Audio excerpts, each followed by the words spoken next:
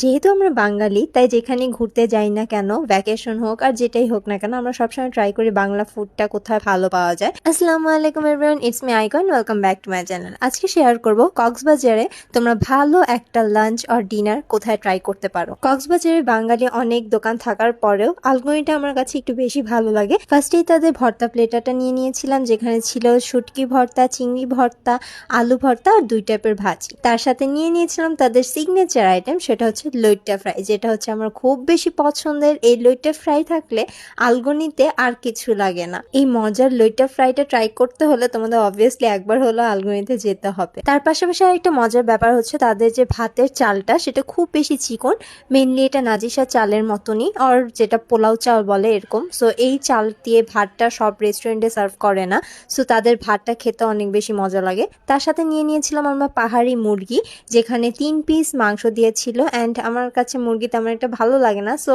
আমি এটা ডাল দিয়ে ট্রাই করতেছিলাম। অ্যান্ড হ্যাঁ, আলগোনির ডালটা কিন্তু অনেক বেশি মজা। এই ডালের সাথে লেবু দিয়ে খেলে আই থিঙ্ক আর কোনো আইটেমের প্রয়োজন হয় না। এখন আসি মেন কথায়, আমাদের ফুল বিল পড়েছিল 2000 টাকা, যেটা অনেকের কাছে অনেক বেশি লাগতে পারে, বাট আই থিঙ্ক তাদের ফুড কোয়ালিটি, তাদের এনভায়রনমেন্ট সবকিছু মিলে প্রাইসটা একটু বেশি হলো, it is worth it. So that's all for today. Tata, bye bye.